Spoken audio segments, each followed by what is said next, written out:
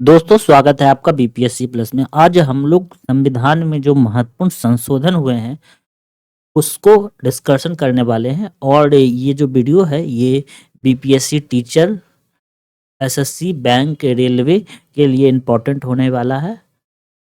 तो आइए डिस्कस करते हैं। तो पहला जो संशोधन है वह 1951 में हुआ था।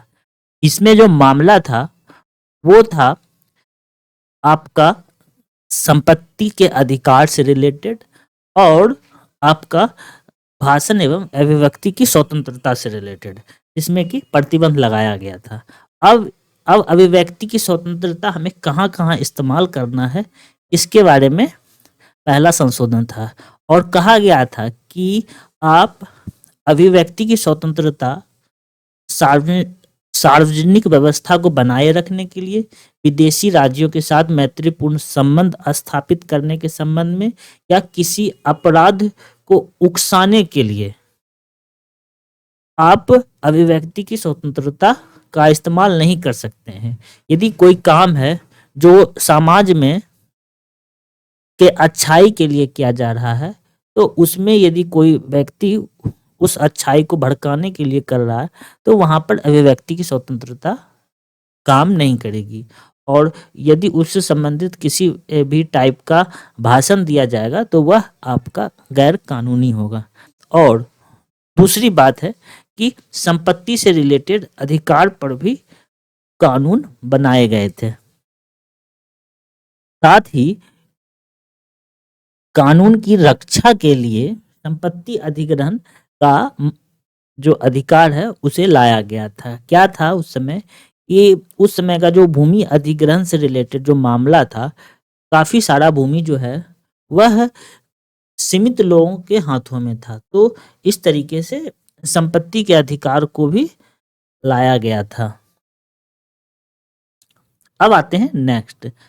और मैंने जो महत्वपूर्ण संशोधन है सिर्फ उन्हीं को लिया हुआ है और पहला के बाद फिर दूसरा उतना इम्पोर्टेंट नहीं है और वो एग्जाम के पॉइंट ऑफ व्यू से वो जरूरी नहीं है। फिर आता है चौथा। चौथा में फिर अधिग्रहण की बात की गई। राज्य को किसी भी वाणिज्यिक या औद्योगिक उपक्रम का राष्ट्रीयकरण करने की अधिकृत होगी। जैसे कि आपका इंदिरा गांधी के समय में बैंकों का राष्ट्रीयकरण किया गया था, तो उ, उसका माहौल चौथे संविधान संशोधन से ही बनना शुरू हो गया था। और इसके जो मैंने पहले वाले संशोधन में बात किया था कि अधिग्रहण से रिलेटेड मामला सामने आने लगा था और चौथा संविधान संशोधन होते होते संपत्ति के अधिग्रहण की मांग जो है वो उठने लगी थी। कब्जे के अधिकार को राज्यों के हस्तांतरित करने के संबंध में आर्टिकल 31(2) को भी संशोधन किया गया और जो आपका जो कि संपत्ति रखने का अधिकार था, मौलिक अधिकार था, उसको भी थोड़ा कम किया गया। और इसके अलावा आर्टिकल 31(a) कानून की बचत का भी दायरा को थोड़ा बढ़ाया गया। तो इस तरीके से ये चौथा संविधान संशोधन था, जिसमें कि ऐसे इसमें यदि क्वेश्चन पूछेगा तो आपको मेनली संपत्ति के अधिग्रहण से संबंधित मामला से ही पूछेगा। इसमें सिर्फ आपका जो इम्पोर्टेंट सेक्शन है ये संपत्ति के अधिग्रहण को एक आपको उसको हेडिंग बना करके दे दिया जाएगा कि ये कौन से संविधान संशोधन के अंतर्गत है। तो ये चौथा संविधान संशोधन के अंतर्गत है। अब है हम लोग का सीधा सातवां। सातवां जो है यह न्यायालय से संबंधित है। इसमें कहा गया है कि आपका 2 या 2 से अधिक राज्यों के लिए एक सामान्य न्यायालय, यानी कि दोनों को मिला करके एक न्यायालय स्थापित करने का प्रावधान ये सातवां संशोधन में किया गया और उच्च न्यायालय के अधिकार को केंद्र शासित प्रदेश तक विस्तारित किया गया। पहले जो है उच्च न्यायालय का अधिकार जो केंद्र शासित प्रदेश पर नहीं हुआ करता था, लेकिन सातवां संविधान संशोधन में ये किया गया था। फिर उसके बाद राज्य पुनर्गठन की बात की गई, जिसमें कि आपका भाषाई आधार पर जो है क्लास ABCD को डिवाइड कर दिया गया, ABCD में डिवाइड कर दिया कि ए में कौन कौन से राज्य होंगे, बी में कौन होंगे, सी में कौन होंगे। इस तरीके से ये डिवाइड हो गया था। और साथ ही एक कार्यवाहक उच्च न्यायालय न्यायाधीशों की नियुक्ति के लिए भी बात की गई थी। अब 7वां के बाद हम लोग आते हैं सीधे 10वां संविधान संशोधन 1961 में, जिसमें कि पुर्तगाल के द्वारा दादरा नागर हवेली को पुर्तगाल से मुक्त कराया गया और उसे भारतीय राज्य में शामिल किया गया और 240 आर्टिकल 240 के तहत संविधान में संशोधन की गई। और आर्टिकल 240 में क्या है? इसमें है राज्य क्षेत्रों के लिए विनियम बनाने की राष्ट्रपति की शक्ति। राज्य क्षेत्रों के लिए विनियम बनाने की राष्ट्रपति की शक्ति, ये आपका 240 में है, जो संशोधन करने के बाद ये किया गया था। अब आते हैं हम लोग सीधे 12वां संविधान संशोधन, और यह 62 में हुआ था।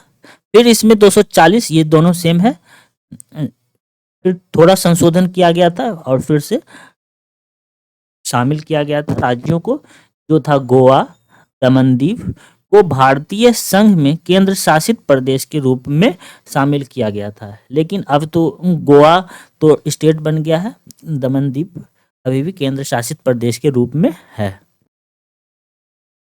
अब आते हैं 13वां और 14वां संविधान संशोधन। 13वां संविधान संशोधन के अंतर्गत नागालैंड राज्य का गठन किया गया और आर्टिकल 170 को भी संशोधित किया गया था।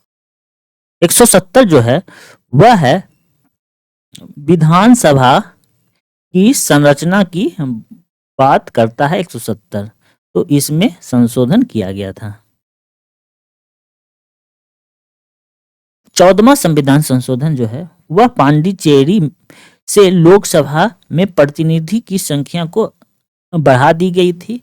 इसके अलावा हिमाचल प्रदेश, मणिपुर, त्रिपुरा, गोवा, दमनदीव, पांडिचेरी के केंद्र शासित प्रदेशों में विधानमंडल और मंत्री परिषद के लिए भी प्रावधान किया गया था कि वहां पर विधानमंडल और मंत्री परिषद दोनों होंगे। अब नेक्स्ट आते हैं 15वां संविधान संशोधन। 15वां संविधान संशोधन के अंतर्गत उच्च न्यायालय के न्यायाधीशों ने अपनी सेवानिवृत्ति की आयु 60 से बढ़ाकर 62 कर दी गई और सेवानिवृत्ति उच्च न्यायालय के न्यायाधीशों को उसी न्यायालय के कार्यवाहक न्यायाधीश के रूप में नियुक्ति किया जाए, ऐसा प्रावधान किया गया था। और एक उच्च न्यायालय से दूसरे उच्च न्यायालय में न्यायाधीशों के हस्तांतरण के लिए प्रतिपूरक भत्ता का भी प्रदान किया गया था। उच्च न्यायालय के सेवानिवृत्ति न्यायाधीशों को सर्वोच्च न्यायालय के तदर्श यानी कि एक एक्स्ट्रा न्यायाधीश के रूप में कार्य करने की अनुमति दी गई थी। जो सेवानिवृत्ति जो रिटायर्ड न्यायाधीश थे उसे सर्वोच्च न्यायालय में तदर्श न्यायाधीश यानी कि अस्थायी न्यायाधीश के रूप में कार्य करने की अनुमति दी गई थी। उच्चतम न्यायालय एवं उच्च न्यायालय के न्यायाधीशों की आयु निर्धारण प्रक्रिया का भी प्रावधान किया गया था।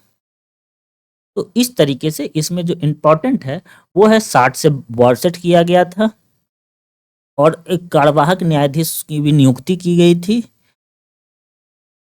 इस तरीके से ये दोनों इसमें इम्पोर्टेंट है।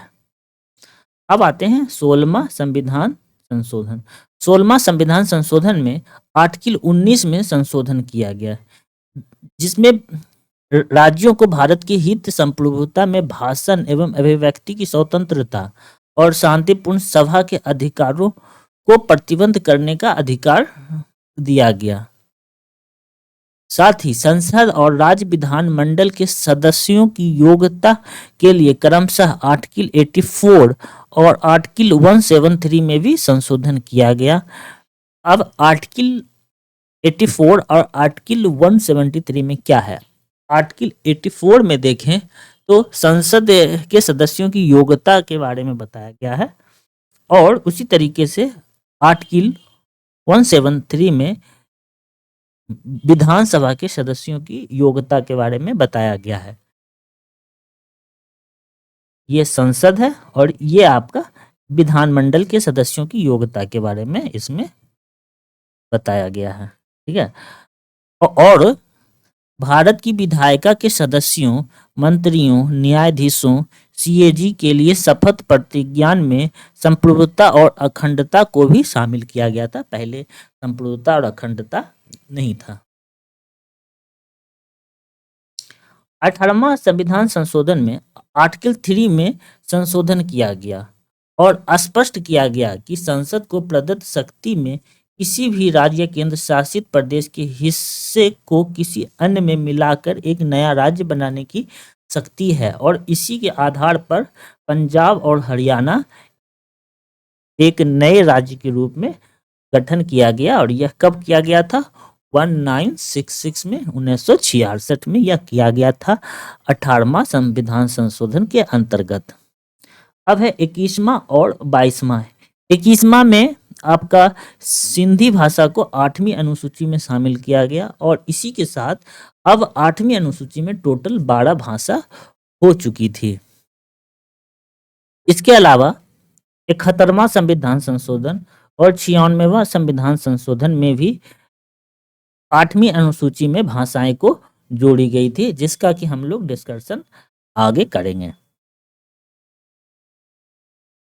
24वां संविधान संशोधन, इसमें जो है आर्टिकल 13 और 368 में संशोधन किया गया और संसद के अधिकारों की पुष्टि की गई और ऐसा बताया गया कि संसद जो है फंडामेंटल राइट में भी संशोधन कर सकती है।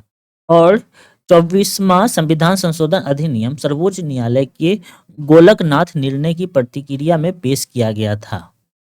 ऐसा कहा गया था 24वां संविधान संशोधन में कि संसद जो है वह फंडामेंटल राइट में भी संशोधन कर सकती है। यह गोलकनाथ निर्णय के प्रतिक्रिया में पेश किया गया था और जिसमें फैसला सुनाया गया था कि संसद के पास संविधान संशोधन करने की संवैधानिक स्वतंत्रता को रद्द करने का कोई अधिकार नहीं है।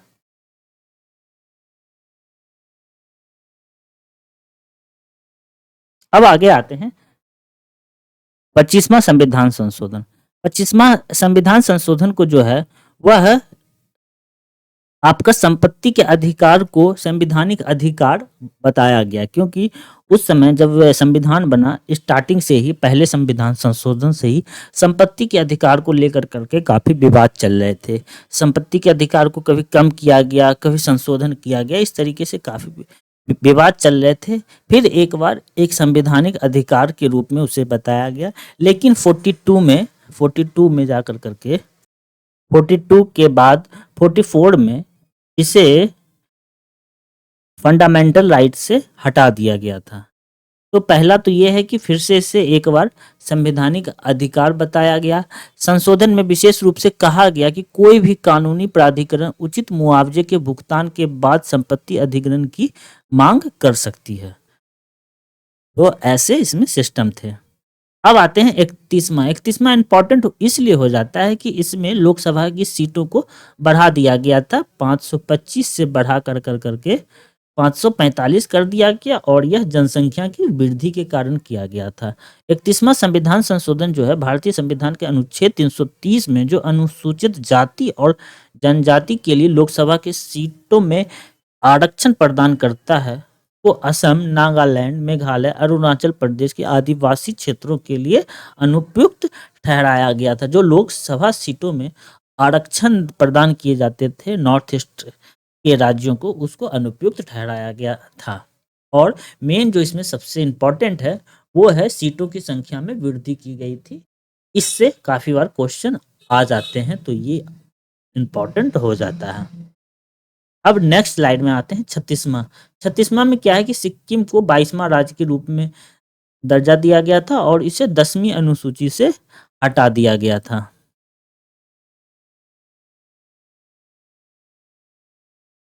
39वां संविधान संशोधन 1975।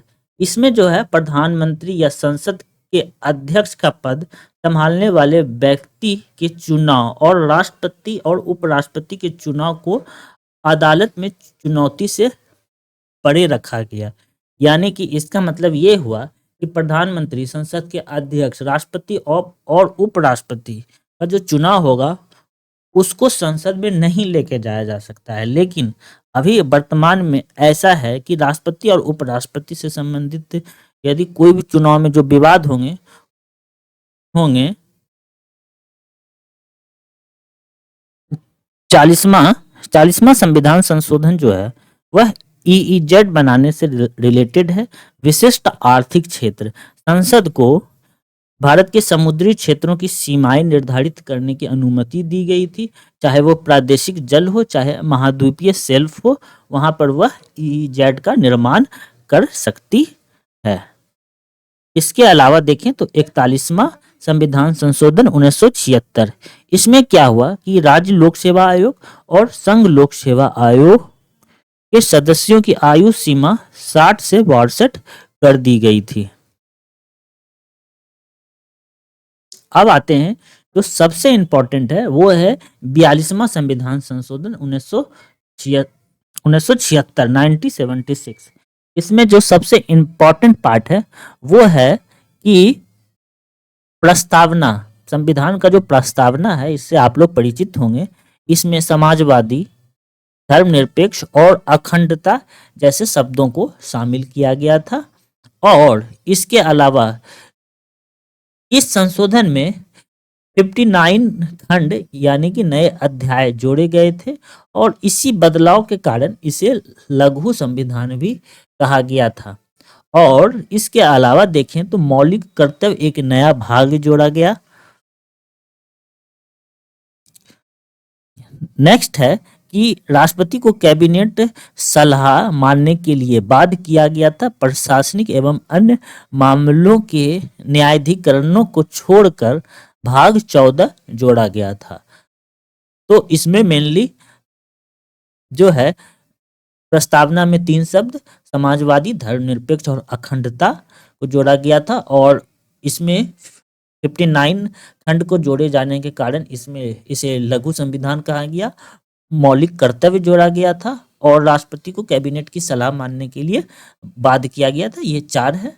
और भी इसमें प्रावधान किए गए थे, जैसे कि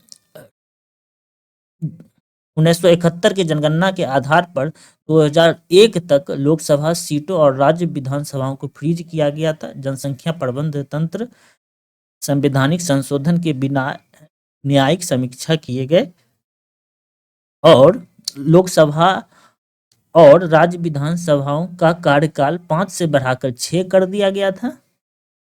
और सर्वोच्च न्यायालय और उच्च न्यायालय ने न्यायिक समीक्षा और लिखित क्षेत्राधिकार की शक्ति को भी कम कर दिया गया था। और नेक्स्ट है कि नीति निर्देशक तत्व में कुछ नए निर्देशक तत्व को भी जोड़ा गया, जो है सामान्य न्याय एवं मुफ्त कानूनी सहायता, उद्योग प्रबंधक एवं पर्यावरण संरक्षण, वन और वन जीवों में कर्मचारी भागीदारी। यह नए निर्देशक तत्व जोड़े गए थे। सर्वोच्च न्यायालय एवं उच्च न्यायालय की शक्ति को कम कर दिया गया था। लोकसभा और विधानसभाओं के कार्यकाल को 5 से बढ़ाकर 6 कर दिया गया था। और 1971 के आधार पर लोकसभा की सीट और राज्य विधानसभा की सीटों को भी फ्रीज कर दिया गया। इसके अलावा कुछ और भी सुधार कहिए या तो फिर इसमें और प्रबंध किए गए थे, जैसे कि राष्ट्रीय आपातकाल की घोषणा को सुगम बना दिया गया था। किसी भी राज्य के राष्ट्रपति के कानून को एकमुश्त अवधि को 6 महीने से बढ़ा करके 1 वर्ष कर दिया गया था। किसी भी राज्य में गंभीर कानून व्यवस्था की स्थिति से निपटने के लिए केंद्र को अपने सशक्त बलों को तैनात करने का भी अधिकार दिया गया।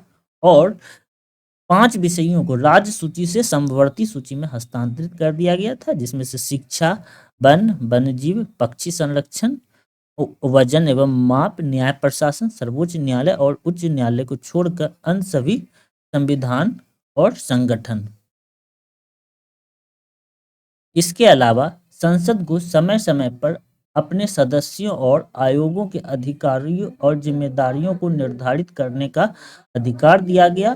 संपूर्ण भारत में न्यायिक सेवा के विकास को भी स्थापित करने की बात कही गई। इस तरीके से 42 अमेंडमेंट में इतने सारे अमेंडमेंट किए गए थे, जिसमें से किए तो गए थे 59, लेकिन कुछ जो 10-12 थे वो एग्जाम के पॉइंट ऑफ व्यू से ज़्यादा इम्पोर्टेंट थे, इससे क्वेश्चन पूछे जाते हैं, तो मैंने उसे डिस्कस कर दिया। अब है 44। 44 में सीधे 42 से उल्टा हो गया। उसमें जो जो प्रावधान किए गए थे उसे सब पलट दिया गया, क्योंकि वो देश हित के लिए सही नहीं थे, क्योंकि राष्ट्रपति को बाध्यकारी बना दिया गया था, सर्वोच्च न्यायालय एवं उच्च न्यायालय की शक्तियों को सीमित कर दिया गया था, और इस तरीके से नए नए जो प्रावधान किए गए थे उसमें से कुछ को हटा दिया गया था, बाकी सब को रख लिया गया, जैसे कि नीति निर्देशक तत्व, मौलिक कर्तव्य को रख लिया गया, वो सब सही थे, लेकिन जहां जहां शक्तियां कम की गई थी उसे हटा लिया गया। तो 44वां संविधान संशोधन में जो बात है कि आंतरिक अशांति को सशक्त विद्रोह में बदल दिया गया था, ये शब्द में परिवर्तन किए गए थे, इससे क्वेश्चन भी आ जाते हैं। और कैबिनेट ने लिखित सिफारिश पर राष्ट्रपति से राष्ट्रीय आपातकाल की घोषणा करवाएगी। कि कैबिनेट जो है राष्ट्रपति को लिखित सिफारिश करेगा कि वह राष्ट्रीय आपातकाल की घोषणा करे। अब उसका मर्जी होगा कि वो करे कि नहीं करे, वो राष्ट्रपति पर निर्भर करता है, लेकिन 42 में बाध्यकारी कर दिया गया था, अब इसे हटा दिया गया था। ये उसी से रिलेटेड प्रावधान है। अब तीसरा देखें तो राष्ट्रीय आपातकाल और संविधान के कानून के लिए कुछ संवैधानिक प्रावधानों का भी प्रतिपादन किया गया था। मौलिक अधिकार रजिस्टर में संपत्ति के अधिकार को हटा दिया गया, इसकी जगह इसे कानूनी अधिकार दे दिया गया था, जो कि काफी समय से ऐसा मुद्दा चलते आ रहा था संपत्ति के अधिकार से रिलेटेड, तो इसे चेंज कर दिया गया था। अब राष्ट्रीय आपातकाल के दौरान आर्टिकल 20 और 21 मौलिक अधिकार को निलंबित नहीं किया जाएगा, ऐसा बोला गया। और लोकसभा और राज्य विधानसभा के मूल कार्यकाल जो पहले 5 साल थे उसे फिर से बहाल किया गया था, जो कि 42 में आपका 5 से 6 कर दिया गया था, लेकिन अब इसे चेंज कर करके फिर से 5 कर दिया गया। और संसद और राज्य विधानसभाओं में कोरम के नियम को बहाल किया गया। इसके अलावा संसदीय विशेषाधिकार प्रावधानों को ब्रिटिश हाउस ऑफ कॉमन का संदर्भ दिया गया, यानी कि जिस तरीके से, क्योंकि हमारे यहाँ जो संसदीय व्यवस्था है वो ब्रिटिश पार्लियामेंट के अनुसार ही काम करती है, और उसी के अनुसार फिर से कर दिया गया। और राष्ट्रपति को कैबिनेट की सिफारिश को एक बार पुनर्विचार के लिए वापस देने की अनुमति दी गई है। हालांकि पुनर्विचारित राय राष्ट्रपति पर बाध्यकारी होगी, ये भी प्रावधान कर दिया गया था। तो दोस्तों ये आपका संविधान संशोधन का पहला पार्ट था, और हम लोग दूसरे पार्ट में जो 107 तक अभी संविधान संशोधन हो चुका है हम लोग उसे डिस्कस करेंगे। तो आपको ये सेशन कैसा लगा? आपको ये सेशन यदि अच्छा लगा हो तो सेशन देखने के लिए धन्यवाद।